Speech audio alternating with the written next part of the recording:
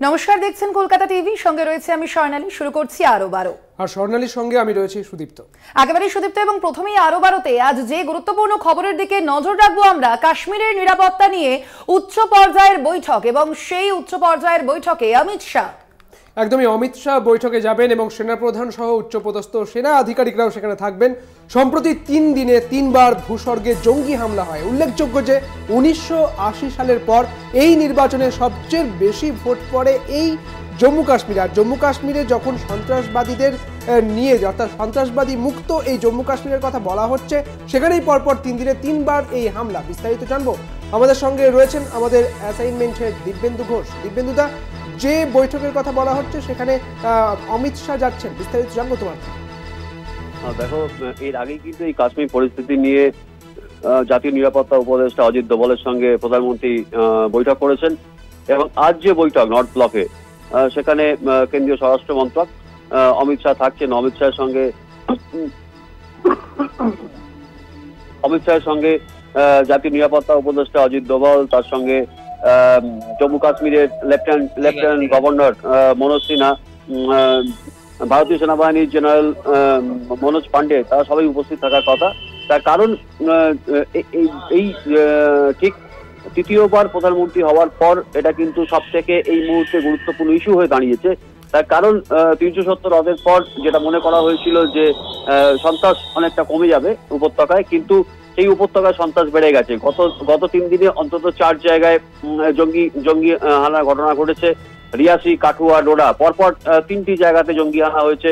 সেখানে একজন সিআরপিএফ জওয়ান সহ অন্তত 11 জনের মৃত্যু হয়েছে। পরিস্থিতি অত্যন্ত উদ্বেগজনক।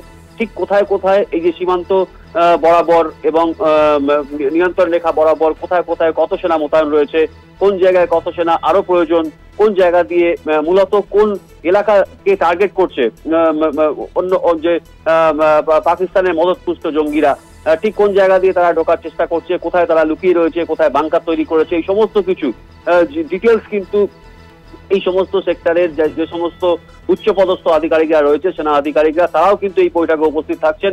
তারা বিস্তারিত জানাবেন কেন্দ্রীয় স্বরাষ্ট্রমন্ত্রী অমিত শাহকে আর কোথায় কোথায় কি কি পদক্ষেপ করা যেতে পারে এই জঙ্গি কলাপ আটকানোর জন্য, আরো কোন জায়গাতে কত সেনা মোতায়েন করা হতে পারে, কোনো বিশেষ ব্যবস্থা নেওয়া হতে পারে কিনা, বা কোনো এই যে জঙ্গি হানা হওয়ার পর কোনো রকম কোনো অভিযানে নামতে পারে কিনা সেনা। যে এলাকাগুলো মূলত সেন্সিটিভ এলাকা, সেই সেন্সিটিভ এলাকাগুলোতে সেনাবাহিনীর তরফ থেকে কোন রকম মুভমেন্ট করা হতে পারে কিনা, এই সমস্ত কিছু কিন্তু এই আলোচনা, এই যে বৈঠক, তাতে কিন্তু বিস্তারিত আলোচনা হবে। কেন্দ্রীয় স্বরাষ্ট্রমন্ত্রী তিনি সবকিছু জানতে চান, তার কারণ ইতিমধ্যেই কিন্তু প্রধানমন্ত্রী এবং স্বরাষ্ট্রমন্ত্রী তাদের নিজেদের মধ্যে কথা হয়েছে, এবং এই বার্তাটা খুব পরিষ্কার যে এই যে অন্য পাড়ের, অর্থাৎ যে অভিযোগটা বারবার ভারত করে আসছে যে পাকিস্তানের মদতপুষ্ট জঙ্গিরা বারবার করে হামলা চালাচ্ছে, এবং প্রকৃত নিয়ন্ত্রণ রেখা এবং এলওসি অর্থাৎ নিয়ন্ত্রণ রেখা বরাবর যে হামলাগুলো চালানো হয়েছে, সেখানে কিন্তু কোনোভাবেই কোনো রকম ছাড় দেওয়া চলবে না। আমরা দেখেছি যে প্রধানমন্ত্রী নরেন্দ্র মোদী তিনি তৃতীয়বারের জন্য প্রধানমন্ত্রী হওয়ার পর অন্তত 4 থেকে 5 দিন পর ভোটে জেতার পর নওয়াজ শরীফ তিনি প্রধানমন্ত্রী নরেন্দ্র মোদীকে তিনি অভিনন্দন জানিয়েছিলেন, পাল্টা অভিনন্দন জানিয়েছিলেন।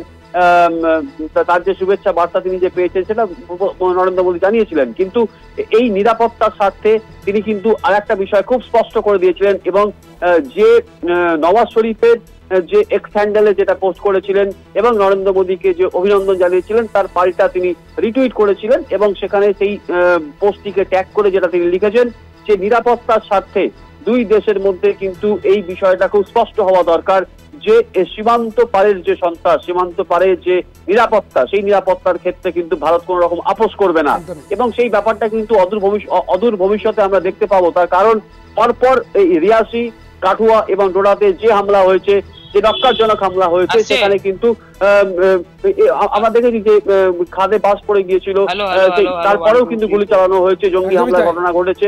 সেই জায়গায় দাঁড়িয়ে কিন্তু আজকের গুরুত্বপূর্ণ বৈঠক অত্যন্ত গুরুত্বপূর্ণ। একদম, অনেক ধন্যবাদ দিব্যেন্দু দা তোমাকে।